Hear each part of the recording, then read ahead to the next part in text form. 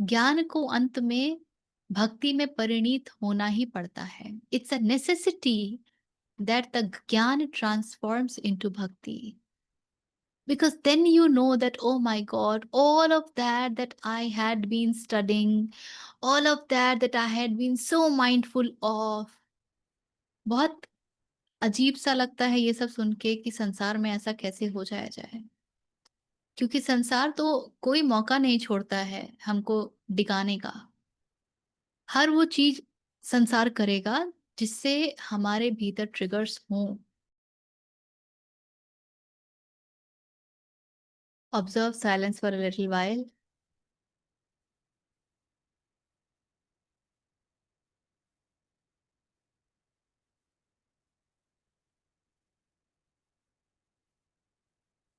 Get centered, get grounded. Maybe be blessed with divine intervention.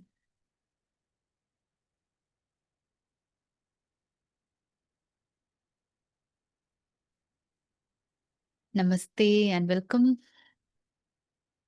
So, Bhagavad Gita 12वां अध्याय और आखिरी 3 श्लोक शेष हैं.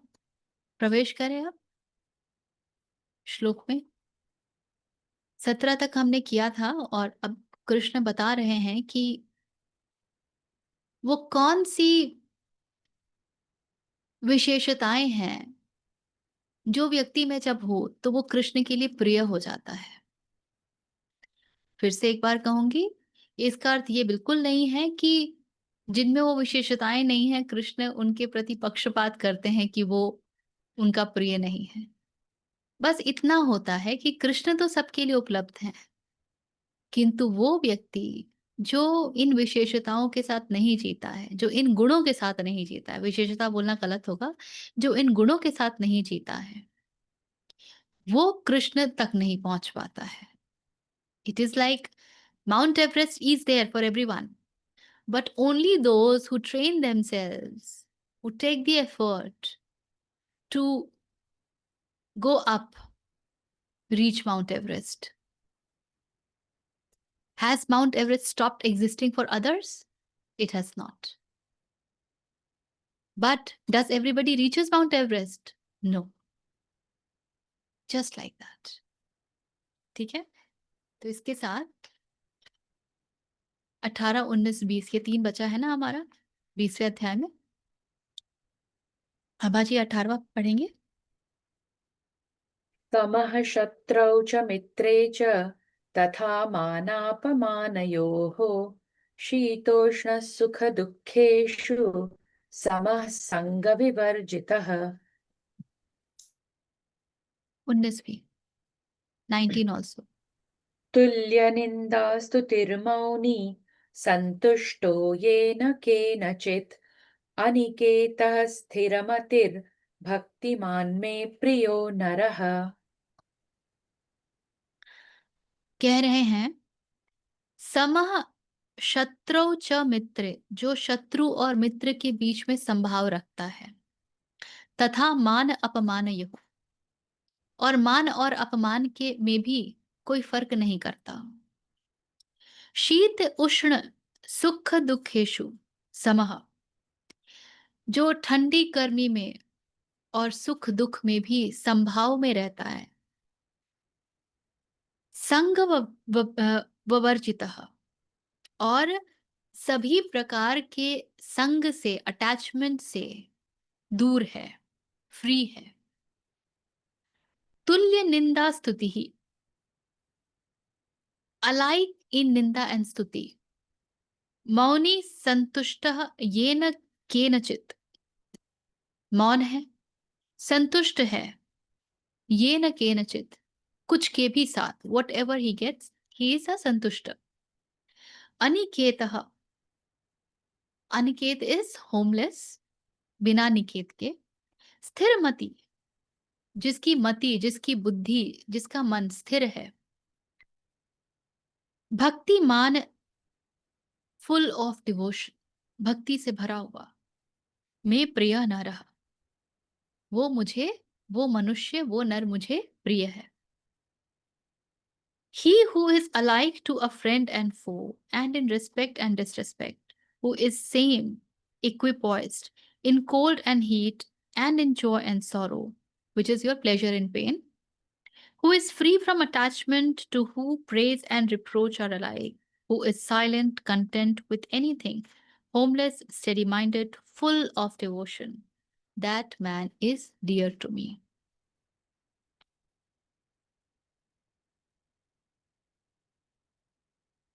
जो शत्रु मित्र में और मान अपमान में सम है, तथा सर्दी गर्मी और सुख दुख आदि द्वंद्वों में सम है और आसक्ति रहित है, जो निंदा स्तुति को समान समझने वाला, मननशील और जिस किसी प्रकार से भी शरीर का निर्वाह होने में सदा ही संतुष्ट है और रहने के स्थान में ममता और आसक्ति से रहित है, वह स्थिर बुद्धि भक्तिमान पुरुष मुझको प्रिय है।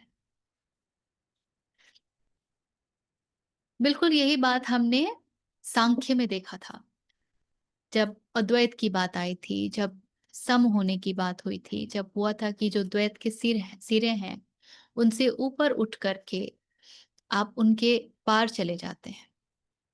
और अब भक्ति योग में भी कृष्ण वही कह रहे हैं। तो कैसे समझें इसको, भक्ति योग में क्या हो रहा है? कैसा होगा वो व्यक्ति, ज़रा सोच के देखिए, जो कि इन सारी स्थितियों में सम रहेगा, जिसको फ़र्क नहीं पड़ता कि गर्मी है या ठंडी है, शत्रु है या मित्र है, मान है या अपमान है। ज़रा मीरा को याद करके देखिए, था कोई उनका शत्रु या मित्र? क्या वो मान या अपमान से प्रभावित होती थीं? क्या उनको वाक़ई मौसम से फ़र्क पड़ता था कि सर्दी है या गर्मी है? क्या वो स्वयं में किसी भी परिस्थिति में संतुष्ट नहीं थीं? तो क्या कह रहे हैं कृष्ण? कृष्ण कह रहे हैं, जो व्यक्ति ऐसा रहता है, वो सहज ही मुझ में रत रहेगा। उसका चित्त सदा मुझ में ही बसेगा। और थोड़ा-सा यदि हम इस पर मनन चिंतन करें तो समझ में आता है। यदि आपका चित्त श्रीहरि में बसता है, यदि आपका चित्त प्रभु में वास करता है, यदि आपका चित्त स्रोत के पास बैठा है, परम के पास बैठा है, तो ये बातें आपको पकड़ में भी आएँगी कि कोई निंदा कर रहा है या स्तुति। आपको पता भी चलेगा मान हो रहा है या अपमान, ठंडी है या गरम। आप तो ऐसे वहाँ पर समर्पित हैं और डिसॉल्व्ड हैं कि इन बातों का तो आपको समझ भी नहीं आएगा कि अरे ये सब कुछ भी हो रहा है क्या? कोई आकर के कह जाए कि अरे तुम्हारा इतना बड़ा अपमान कर दिया और तुम चुप बैठे हो। तो आप कहें अच्छा, अपमान वो कब हुआ? किसने किया? अच्छा, वो वही श्री हरि की कृपा को उपलब्ध नहीं है ना, इसलिए पता नहीं है। कुछ ऐसा-सा उत्तर हो। ये है भक्ति की महिमा। वो आपको स्वतः ही अद्वैत में ले जाती है। यदि आप वाक़ई भक्त हैं तो।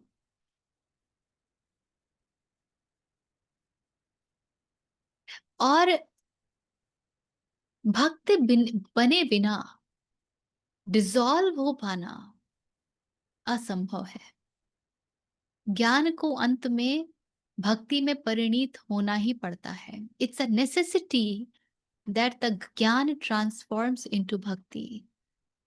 Because then you know that, oh my God, all of that I had been studying, all of that I had been so mindful of, is so immaterial. Drop everything. शास्त्र पढ़ने वाले कहते हैं कि शास्त्र पढ़ के शास्त्र को जला देना चाहिए। शंकराचार्य कहते थे, यदि पढ़ लिया है और वो ही हो गए हो, ब्रह्मविद ब्रह्मैव भवति, ब्रह्म को जान लिया और ब्रह्म ही हो गए, तो इनकी क्या आवश्यकता? Burn them, get rid of them.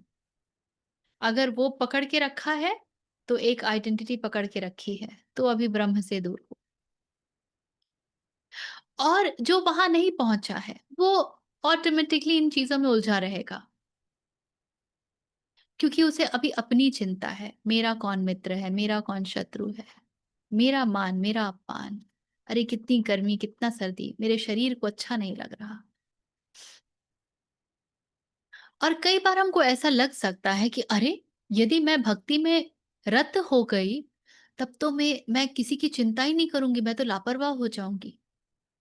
मेरे घर में कुछ लोग हैं जिनके दायित्व है मेरे ऊपर, मैं तो वो कुछ करूँगी ही नहीं।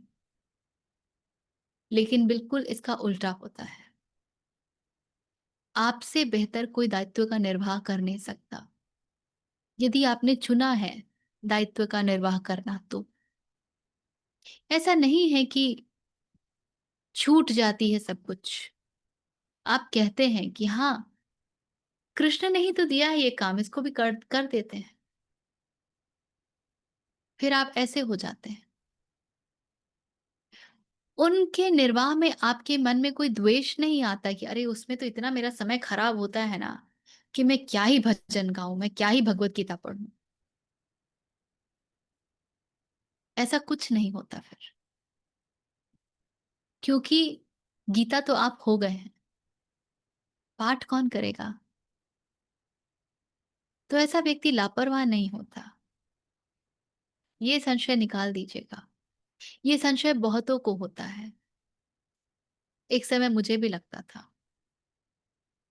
और जो प्रभु में इतना रत है, जो जिसकी मति बिल्कुल प्रभु में जाके बस गई है, सोर्स में जाके बस गई है, परम में जाके बस गई है, उसे ये भी पता है कि ये सारे दायित्व परम ही तो देख लेंगे।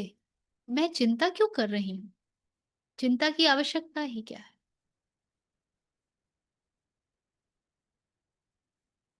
चिंता की आवश्यकता ही क्या है? और ऐसी हो जाती है व्यक्ति की स्थिति। ठीक है? 20वां पढ़ेंगे आभा जी? ये तु धर्म्यामृतमिदं यथोक्तं पर्युपासते श्रद्दधाना मत्परमा भक्तास्तेतीव मे प्रियाः।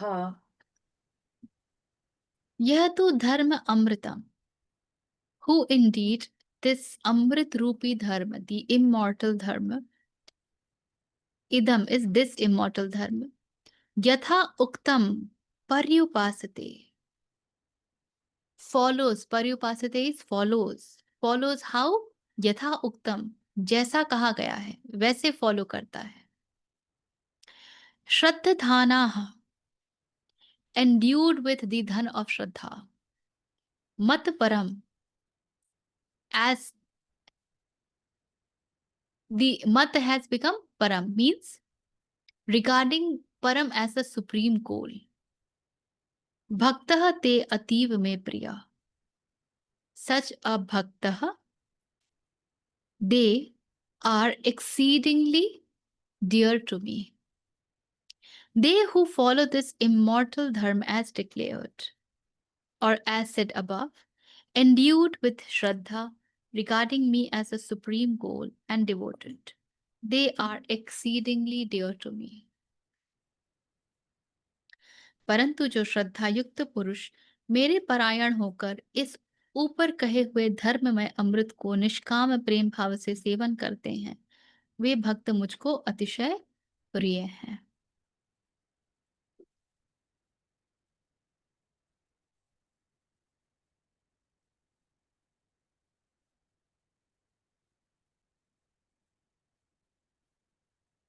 The first beautiful thing that Krishna is saying कि ये अमृत तुल्य धर्म है। अमृत यानी जो मृत्यु के पार ले जाता है। अमृत यानी जो मृत्यु के पार ले जाता है, या जो मरता ही नहीं। तो ये वो धर्म है जो आपको मृत्यु के पार ले जाने की क्षमता रखती है। तो जो कुछ भी कृष्ण ने ऊपर कहा, उसे वो कहते हैं कि वो अमृत तुल्य है। उसे वो कैसे पूरा करता है? निष्काम भाव से, क्योंकि श्रद्धा से भरपूर है और श्रद्धा निष्काम होती है। इसलिए नहीं कि अरे ये सब मैं करूँगा ना तो मैं कृष्ण के प्रिय हो जाऊँगा। नॉट विथ दिस आइडिया, इस भाव से नहीं, पूर्ण युक्त श्रद्धा से। तो ऐसे जो व्यक्ति हैं, जो लोग हैं, जो भक्त हैं, वो कृष्ण को अति प्रिय हैं। सहज चित्त, सहज स्वीकार, बुद्धि के जगह हृदय का उपयोग। हम कहते हैं कि हमारा जो फंडामेंटल मूलभूत स्वभाव है, वो है सतचित आनंद का। और जो व्यक्ति इसमें स्थित हो गया, वो सदा ही श्रद्धा युक्त रहता है, समर्पित रहता है। बहुत अजीब सा लगता है ये सब सुन के कि संसार में ऐसा कैसे हो जाया जाए, क्योंकि संसार तो कोई मौका नहीं छोड़ता है हमको डिगाने का। हर वो चीज संसार करेगा जिससे हमारे भीतर ट्रिगर्स हों। और मैं अपने आसपास देखती हूँ कि ट्रिगर्स इतने हैं कि हम ट्रिगर्स से ऊपर ही नहीं उठ पाते। लेकिन इस बात का बोध कि ट्रिगर्स यदि हैं तो इसका अर्थ ये है कि मैंने उन बातों को बहुत महत्ता दे दी है। तो जब मैं उन बातों को महत्ता दूंगी तो मैं कृष्ण को पूर्ण महत्ता कैसे दूंगी? क्योंकि of the total sum part of it I am giving importance to all of that. तो पूर्ण महत्ता कृष्ण को तो हुई नहीं ना। तो जहाँ पूर्ण महत्ता नहीं है वहां समर्पण कैसे हो सकता है? इसीलिए भक्ति हमें बहुत कठिन लगती है। इति भक्ति योगो नाम द्वादशोऽध्यायः। Please close your eyes. If you know, you can chant along with or just me. ॐ पूर्णमदः पूर्णमिदं पूर्णात् पूर्णमुदच्यते पूर्णस्य पूर्णमादाय पूर्णमेव अवशिष्यते। ॐ शान्ति शान्ति शान्तिः।